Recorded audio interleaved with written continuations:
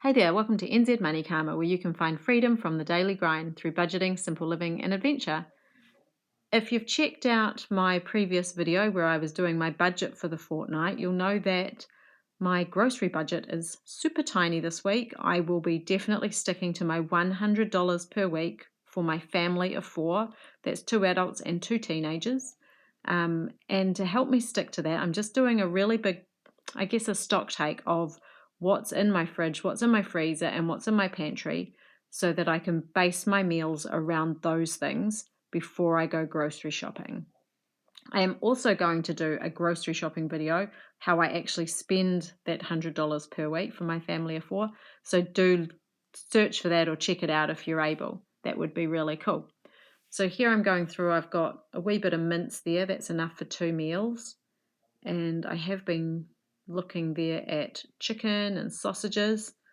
So there's a wee bit, there's not nothing there. Maybe not as much as, you'd hope. It's not completely stocked by any stretch of the imagination. But we could potentially get away with not buying much meat at all. And then there is like a good kg of salami. I bought tons of salami last time I visited the sausage factory. So one of the questions I've been wondering is, am I a prepper? Is this an actual prepper pantry that I hold? And yeah, I don't know. I thought I would go through, show you guys what I have, and then maybe at the end we can get back together and have a look through a prepper pantry list and see how it all stacks up. Okay, doke, so where to start on a pantry stock take? Well, in the first pantry, I think, is probably the best place. So in preparation for going out and doing my shopping tomorrow morning, I just need to have a look and see what we've got. What can I use? What can I make do with? I've got $200 on the dot, not a penny more. And I need to make sure that, I stretch that. And one of the best ways to stretch that is to look at the food that you already have, which actually is tons, and work around that. So let's go and have a look inside my pantry and see what we've got. Okay, so I've got heaps of oil. This oil here is not really this oil, it's actually this organic sunflower oil. I just pour it into there so it's easy to use.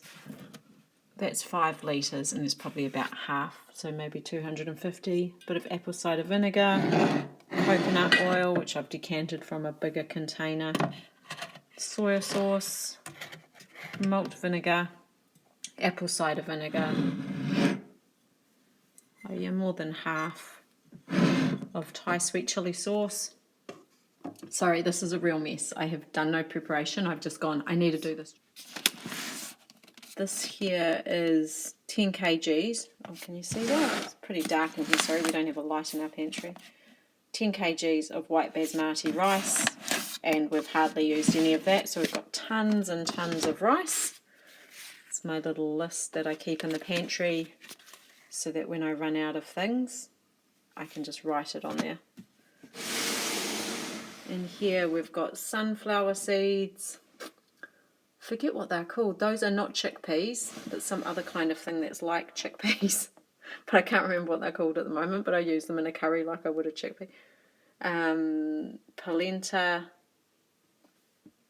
red lentils, and some split peas. Now, all these 3 things I also have in bulk. So I have kilograms. I have like about 9 kilograms of the polenta, so that definitely needs to be being used. I hardly ever use it, and I thought I would. Red lentils also have, I buy that in 20 kg bags, and I don't know exactly how much I have left, but many, many kgs, so there has to be plenty of red lentil dishes this next fortnight, and yellow split peas make a delicious curry. What have I got over there? Some quinoa, some beans in here. That's all the chickpeas I have. White beans.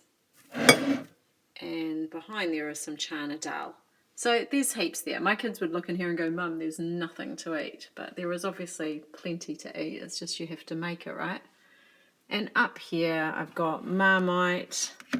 You team Marmite or team Vegemite? I used to be team Vegemite, but I am firmly in the Marmite camp now. That's just honey. We have a big, I don't know, probably 10 litres of honey, and I just put it into a little container each week. Got just salt and pepper. This is some quince jelly that someone made us. Behind here we've just got some powdered milk. We've got a big thing here of peanut butter. Some croutons, some dried fruit. Let's put these things back. It's just some oats. I also have oats in a container, so I have lots of oats. Behind here, it's just oats that I've already whisked up into flour to make it easier. I've got walnuts and I've got kilograms of those as well. So everything you're seeing in here, there is bulk of those things. Dried apricots, I haven't filled that up, but also tons of those. There's sugar in here, even though it's fooling you by saying dried apricots. Not only is it fooling you, it's fooling other people in my house. That's why it's there. Just some baking stuff, and yeah, we'll have a look in the other pantry and see what else is there. I just tidied up my table, and I won't explain why, but I did have brown lentils out and also sesame seeds. So plenty of those. It's difficult to show you, but they're right up the top of the pantry. I also have just a couple of things here. Nothing exciting, but just some soup mix, some seitan and coconut cream. And right near the top, you can see a pumpkin up there and another one right up there. So I've got those two pumpkins. I bought them from the supermarket and I'm just storing them. And I'll be showing you my other pumpkins soon. Let's have a look in here. This is a cucumber. I need to use that though. I've got dog biscuits here. That was 8 kgs. Oops, can you see that? 8 kgs, and I've probably got about 4 kgs left. And in here, oh, you can't see them at all with my head, but those are potatoes from our garden, and I just have them stored in a box.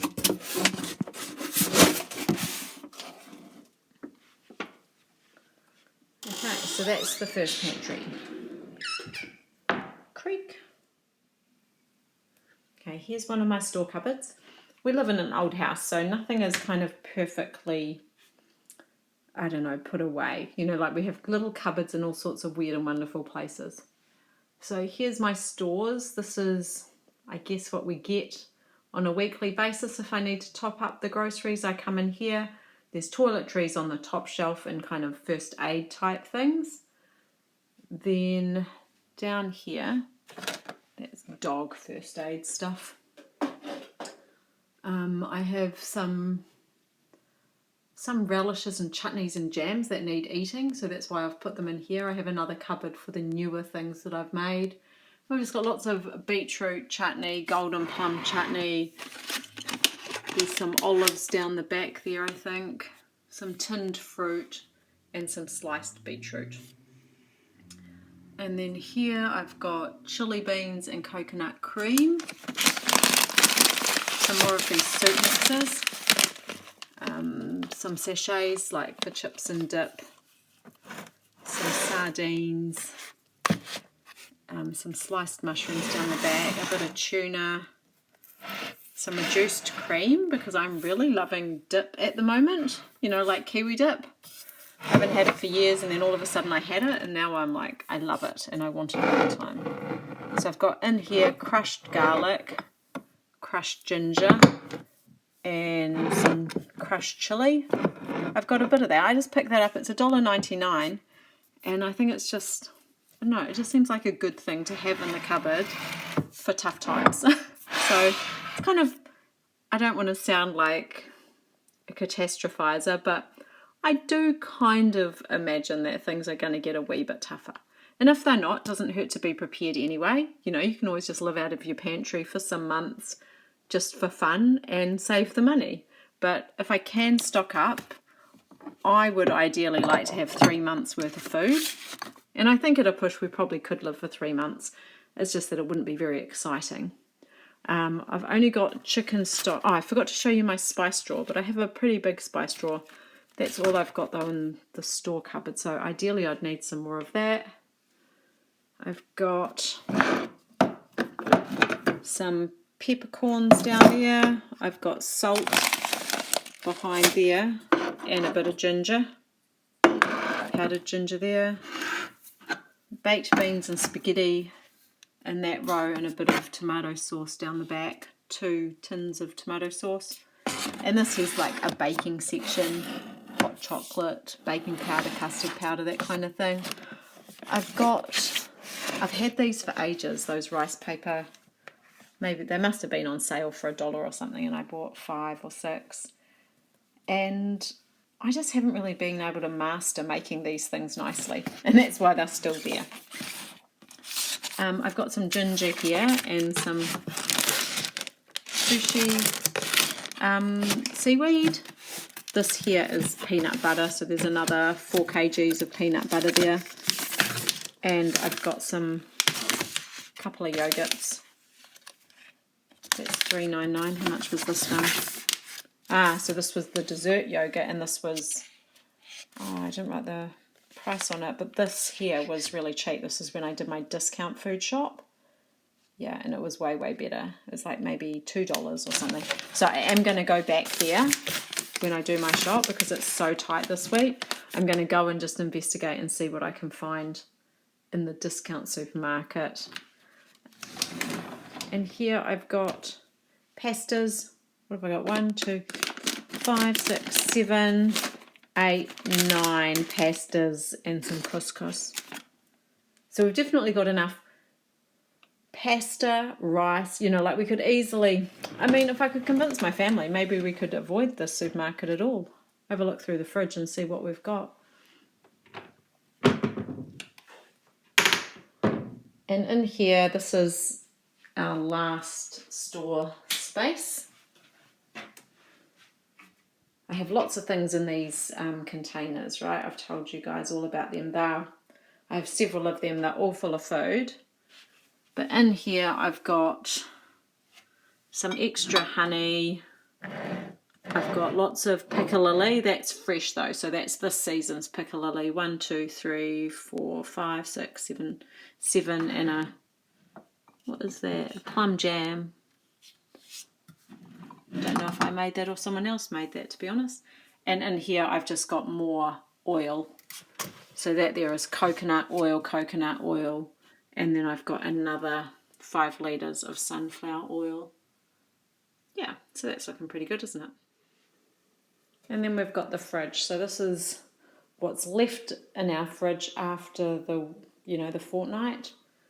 So we've got the end of some beetroot chutney. This is some cordial that I made over the summer, elderflower cordial. We'll start drinking that now that it's winter. Bit of yogurt there, still some milk. This here is leftover ginger. That's actually a hand cream that I had a go at making, but it didn't turn out quite so well. I've got some tofu. We're using the sour cream. I've got cream cheese, some mozzarella, and a little camembert. And I still have this amount of cheddar cheese left over. And in here we've got all sorts of things. Some cooking apples to make a crumble with. We've got some, hang on a sec, I'll just do something about that noise. There we go, let's have another go.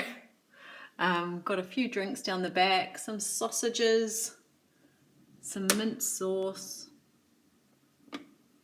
This here is some leftover chicken that I want the kids to put in their buns for lunch. This here is what we put our scraps in for our neighbours' chickens. And then when that's full, I take it over.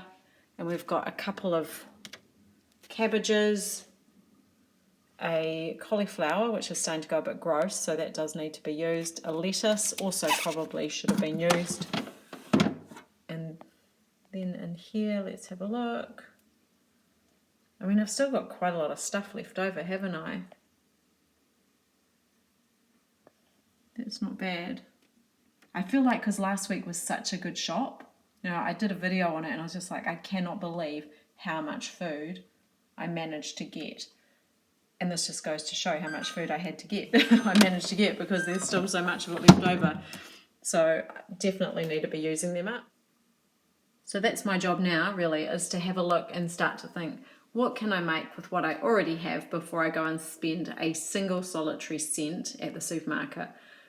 $200 always sounds like, I don't know, it doesn't sound like nothing to me, but sometimes it doesn't feel like it goes as far as you think. So I need to be, I guess, bringing my top game to the supermarket tomorrow. So it's me versus Pack and Save. And yeah, fingers crossed I can get a few bargains.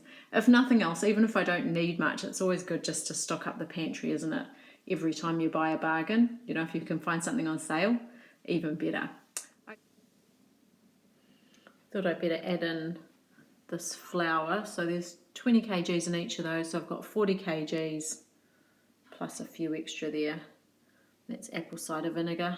Honestly, our house looks a bit like a grocery shop half the time with all the stuff that we have out. I need some kind of, I don't know, special pantry for all my food storage. What a mess. I've just got stuff everywhere. I've just literally come to this bench and gone and pushed it behind the camera. So the question is, am I a prepper?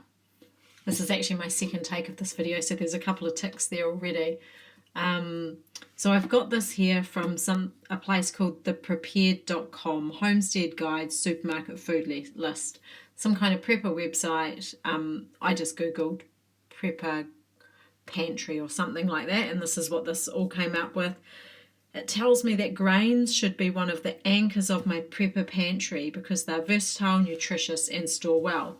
So looking at this list, I've got rice, I've got short grain rice, and I've got basmati rice. I've got popcorn, rolled oats, cornmeal, which I think that will be polenta, and all-purpose flour. Cake flour, I don't know what that is, high-grade flour maybe, but to me flour's flour. I've got pasta, I've got quinoa. I don't have instant grits, and I don't know what that would be. And I don't have instant mashed potatoes. But I do have potatoes, but just ones from the garden. So 1, 2, 3, 4, 5, 6, 7, 8, 9, 10, 11, 12, 13, 14. So out of 14 things, I've got 1, 2, 3, 4, 5, 6, 7, 8. I know, that's kind of preppery. Beans and legumes. I don't even know the names of the beans that I've got, to be honest. I've got lots of lentils, so I know that. I've got some, I don't know what garbanzo beans are. I do have beans though, right? So I've got kidney beans and I have a collection of chickpea-like beans. So that's only 3 out of 1, 2, 3, 4, 5, 6, 7, 8. So less prepared in the beans and legume department, but I do have enough lentils to feed our entire street for about a year, it seems. Fats, I don't have lard, but I do have peanut butter. I've got tons of vegetable oil. I've got tons of coconut oil.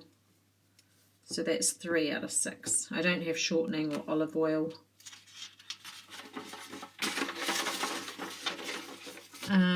I do have some coconut milk though, or coconut cream. This is for meats and other proteins. I've got some sardines, not tons though, but I've got a few. Some tuna. I don't have TVP, but I do have seitan, which is a good protein. So I'm going to tick that one as well. 1, 2, 3. Oh, not very many there. Is that 11? So I've only got 3 out of 11 there. And spices. I've got heaps of salt, I've got sugar, I've got tons of honey, I've got like kilograms of that. I don't have lots of the different kinds of vinegars, but I have probably 15 litres of apple cider vinegar, which is, the reason I like apple cider vinegar is I can just use it for all vinegars, like whatever it calls for vinegar, I just use that vinegar.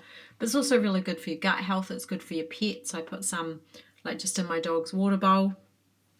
He doesn't love it, but eventually he'll get thirsty enough and drink it. And it's, helps keep you healthy. I've got soy sauce, I've got black peppercorns and a pepper mill. No point having the corns. I've got I'm not going to tick the chicken stock because I have just only one chicken stock thing. I've got lots of garlic. I've got actual garlic, plus I've got garlic, crushed garlic, ginger, that kind of thing. I've got lots of seasoning. I've got curry powder. I've got garam masala. I've got chili powder. I've got paprika, cumin, cayenne pepper. Don't know what a curry bar is, but I do have curry. I've got lots of ginger, and I've got coriander. Tick, tick, tick for being prepared in the spice department. And then baking, what have I got? I haven't got any syrups, but I do have runny honey. I've got some powdered milk. I've got baking soda. I could do with more of this.